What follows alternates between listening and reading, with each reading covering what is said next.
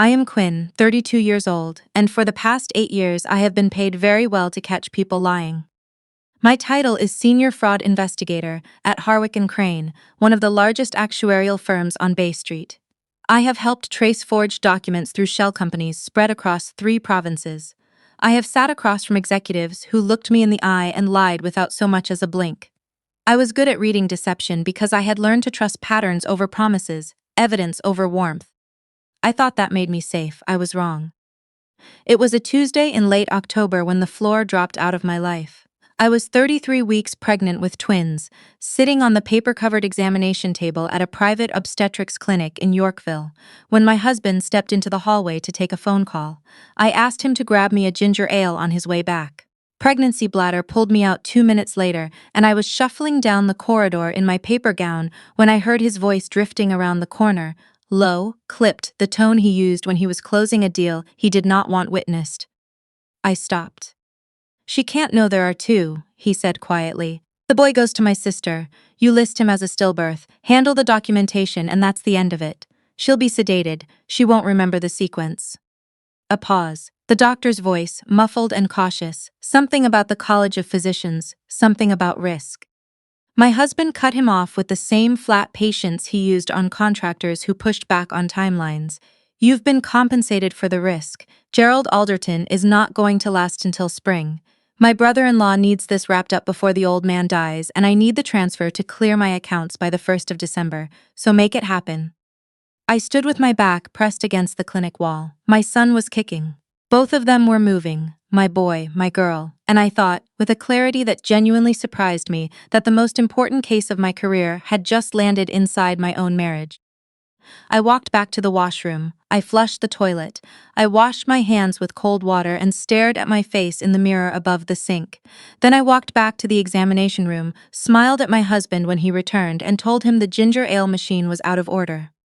Before I go any further, I want to hear from you. Where in Canada are you watching from? Drop your city in the comments, and if you have ever had to protect yourself from someone who was supposed to love you, please hit like and subscribe. This story is for you. I grew up in Hamilton, Ontario. My mother clipped coupons and balanced the household accounts in a notebook she kept above the stove. My father taught high school accounting and used to quiz me on depreciation schedules the way other dads taught their kids hockey stats. I went to Toronto Metropolitan University on a scholarship, finished at the top of my cohort in actuarial science, and was hired straight out of convocation. I built my career on a single principle: pay attention when other people are certain no one is watching. I thought I had used that same discipline when I chose my husband. He ran a condo development company out of an office on King West.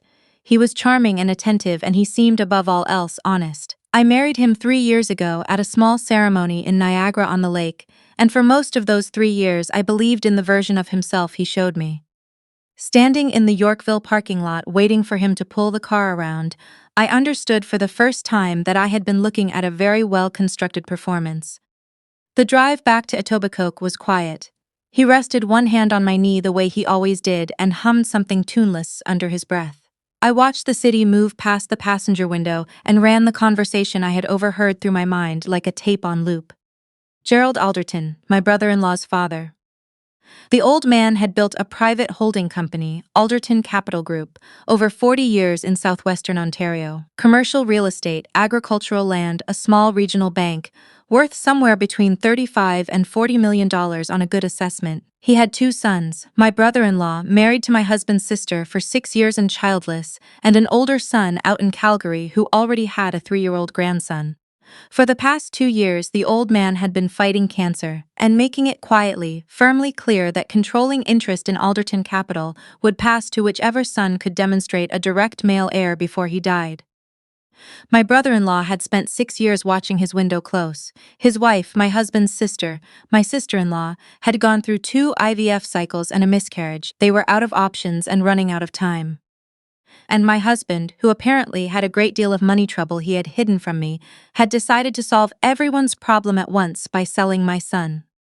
I did not cry that night. I made chamomile tea, sat at the kitchen table, and started building the case. The first call I made was to my closest friend. She had been working as a paralegal for 12 years, and I trusted her completely. I told her everything. There was a long silence on her end, and then she said, "Don't touch anything he can trace, and I know someone you should call." She gave me the name of a former OPP officer who had moved into private investigation work. She said he was thorough and he did not talk. I messaged him that same night. While I waited to hear back, I went to my husband's home office. He had a large monitor he thought was locked behind biometric login. What he did not know was that I had flagged unusual outgoing transfers from our joint account 8 months earlier and quietly installed a keystroke capture program on our shared home router. I had filed it away without using it. The time had come. I sat in his leather chair in the dark and read. The official books of his company were a work of fiction. Revenue was inflated on 3 active projects. Cost overruns on 2 completed builds had been buried under vague subcontractor payments, but men like my husband always keep a second record, not out of discipline, but out of paranoia. They need to know their real number so they know exactly how buried they are. I found the encrypted partition in under 20 minutes and broke it open with a tool I kept on a drive in my work bag. What I found made the room go very cold. My husband owed $3.2 million CAD to a private lending group operating out of Vancouver. The interest compounded weekly. He had secured the loan against our Etobicoke house, the one I had put my own savings into, and he had forged my signature on the guarantee documents. The most recent message from the lenders mentioned, very calmly, that they knew his schedule and they knew what he valued most. He was not reckless, he was cornered. I scrolled further and found a company I had never seen before. Lakeshore Medical Advisory Inc., registered in Alberta 4 weeks prior. The registered agent was a junior employee at his development firm. There was one transaction on record, an incoming wire of $450,000 from Alderton Capital Group. The memo field read, "Professional services rendered." Professional services.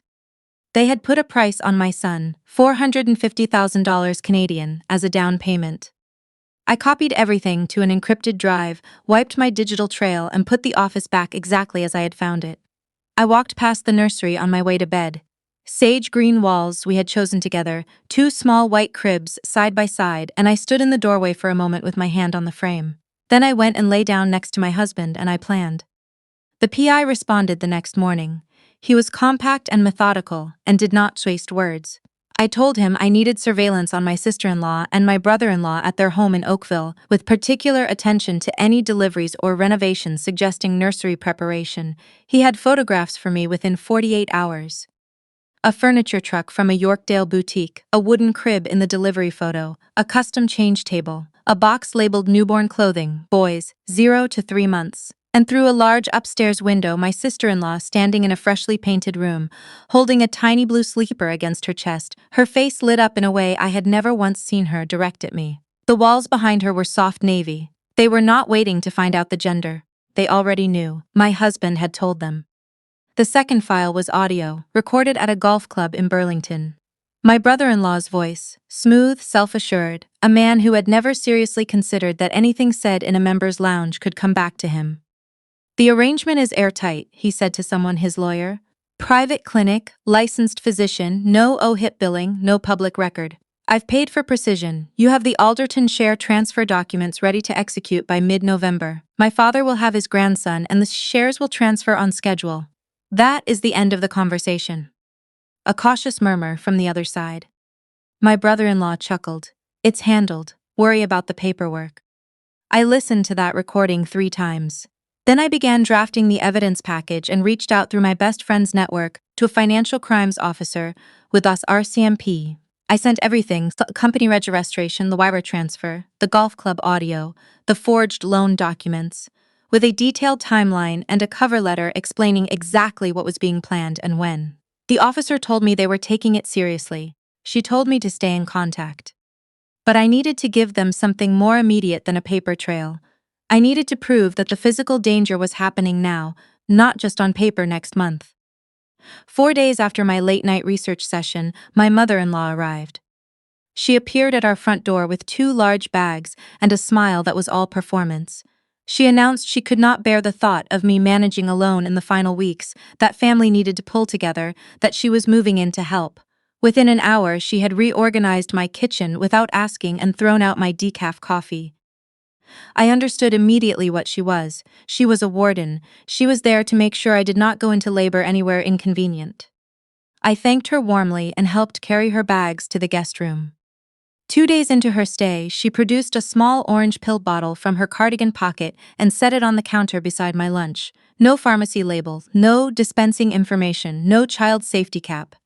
Just a strip of masking tape with my initial written in black marker. She told me the doctor had called in a proprietary prenatal supplement because my iron levels were concerning.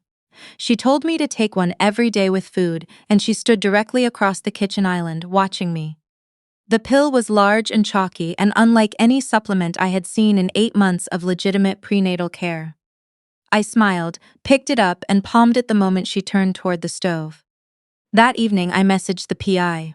He left a testing kit in the false bottom of our backyard planter. I crushed a fragment of the pill into a reagent vial and watched the liquid turn deep purple.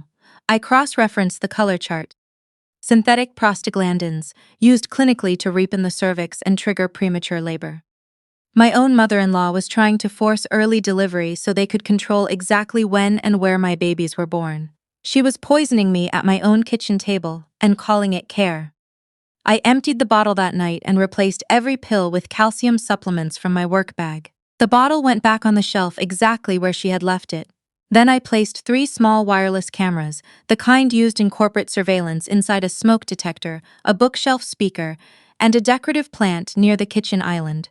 Synced to an encrypted cloud server, and I waited. The footage came 2 nights later, my husband home from the office early, my mother-in-law pouring him a scotch, me upstairs in the dark watching the kitchen feed on my phone with the volume turned low.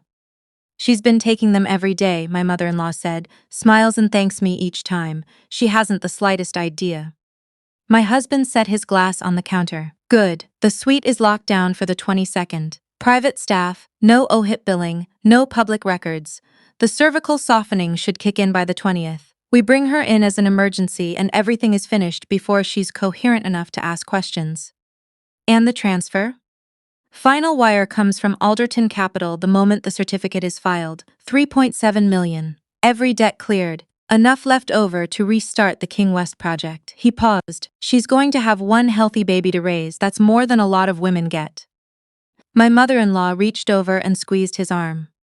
I saved the video to 3 separate locations and forwarded it immediately to the RCMP officer. I sent her the pre-arranged message that the trap was ready and the timeline was confirmed. She told me they were mobilizing. She told me to hold steady. But I needed one more piece. I needed to prove that my husband was not just planning something on paper. I needed to show that he was an active, immediate physical threat. I needed to test his emergency protocol in a way that would give the Crown Attorney something undeniable. On a Sunday night, I made my move. My husband and I were alone in the living room. My mother-in-law had gone out to the grocery store. The house was quiet. I waited until the timing felt right, then let out a sharp, wrenching cry and doubled forward on the sofa, both hands pressing into my stomach. He dropped his phone and crossed the room in seconds. For just a fraction of a moment, I watched his face, and what I saw was not panic. It was calculation. His eyes moved over me the way they moved over a balance sheet. "Is it contractions?" he asked. "Something's wrong," I said, breathing in short pulls. "I need to go to the hospital. Please call 911. The words sat between us for a beat too long. "Not the hospital," he said. His voice changed register. The warmth was gone. "I'll call our doctor. He'll send someone. I need an ambulance right now." He grabbed my arm, hard, fingers pressing into muscle in a way that had nothing to do with steadying a pregnant woman. His face was inches from mine. "You are not going to a public hospital," he said very quietly. "You are going to the clinic and you are going to do exactly what you're told, and this will be finished by morning. Do you understand me?" I let my voice crack, I let my eyes fill. I told him I was scared. He was already on his phone, speaking quickly, telling someone the timeline had moved up and they needed to send transport now. He walked me upstairs, he put me in the bedroom, and I heard the deadbolt slide from the outside of the door. He had locked me in my own room. My phone was in my robe pocket. I typed the prearranged message to the RCMP officer. Timeline moved, physical confinement confirmed. Moving to clinic tonight, spring the trap. I sent it and deleted it from my outbox. Then I sat on the edge of the bed and felt both of them moving, and I made them a silent promise. The transport arrived 40 minutes later. An unmarked van waited in the lane behind the house, my mother-in-law now back in the foyer. Two men in dark scrubs who did not introduce themselves loaded me onto a stretcher and slid the door shut. My husband sat across from me the entire drive, watching his phone, saying nothing. Somewhere on the westbound 401, a deep physical tightening moved through me, low, real, and unmistakable. Not the performance I had given downstairs an hour ago. My son and daughter were 33 weeks and 2 days, and the stress and cold and rough handling had apparently made a decision of their own. My water broke, for real, on the floor of that van. My husband looked down and he actually smiled. The clinic was a low building on a quiet commercial street in Mississauga. They brought me through a loading bay. The air smelled of bleach and cold concrete, a heavy door on the delivery suite that I heard them bolt from the inside. In the corridor outside, my sister-in-law, standing very still with a small blue fleece blanket clutched to her chest. My brother-in-law a few feet away, checking his phone, was the expression of someone waiting for a business meeting to begin. My mother-in-law, who had somehow arrived before us, standing with her hands folded and her eyes on me the way you watch something you have been waiting a long time to receive. The doctor was inside the suite. He introduced himself as though we had never met. He told me my blood pressure was elevated from the journey. He told me a sedative would help me stay comfortable during the delivery, and he picked up a large plastic syringe. I said no. He glanced at my husband. My husband stepped toward the bed. I waited until the needle was close. Then I twisted hard, pulled my arm free, and knocked the syringe from the doctor's hand with my open palm. It hit the tile and shattered, the contents spreading harmlessly across the floor. I screamed. Not a performance, something real and 8 months deep and done with being quiet. The door came apart. 4 RCMP tactical officers came through with a ram and the frame buckled off the wall. Behind them came 2 OPP officers in uniform and the financial crimes officer I had been coordinating with for 11 days, badge raised, her voice cutting through the room with the calm of someone who had been waiting for exactly this. RCMP, hands up, step away from the patient now. My husband went completely still. The doctor backed into the counter, both hands up within 3 seconds. Through the broken doorway I could see the corridor. My brother-in-law was already on the ground, wrists pinned behind him, still insisting loudly on lawyers who would end careers. My sister-in-law sat folded against the wall, the blue fleece blanket on the floor in front of her, crying in a way that had nothing performed about it anymore. My mother-in-law was not saying a word. She was looking at the ground with an expression I had never seen her wear, the look of a person who has finally run out of angles. The RCMP officer came to my side. She asked if I was all right. I told her I was in active labor. She got on her radio without missing a beat. A real medical team arrived within minutes. They moved me to Trillium Health Partners, proper lights, proper staff, people who introduced themselves and meant it, and my daughter was born at 2:17 in the morning. My son came at 2:31, both of them healthy, both of them using their lungs exactly the way healthy babies do. Before they wheeled me out of the clinic, I asked the officers to stop the stretcher in the corridor for just a moment.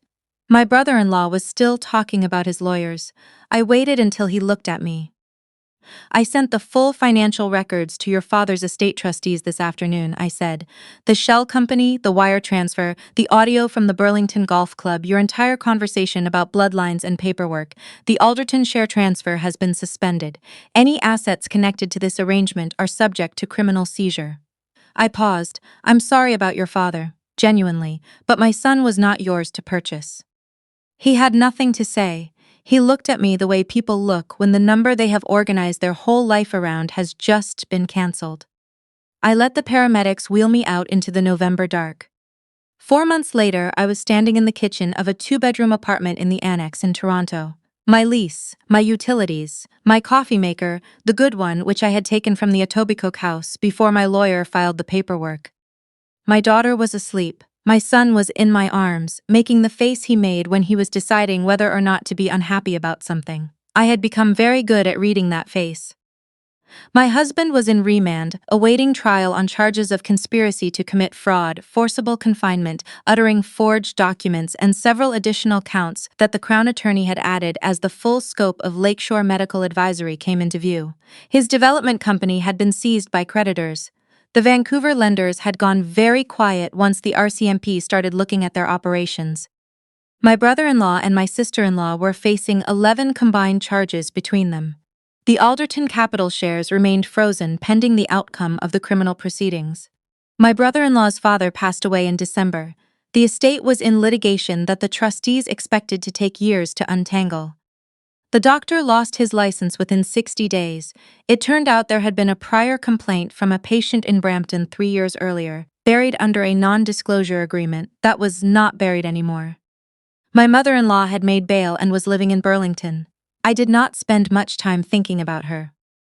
I looked down at my son. He had my father's ears, my dad from Hamilton, the man who taught me at age 7 that numbers were honest even when people were not. My son wrapped his fingers around mine and held on. I had spent 8 years of my career chasing people who believed they were clever enough to make the truth disappear. They are never as clever as they think. The truth is patient. It does not need to be loud or fast. It just needs someone willing to stay in the room long enough to find it.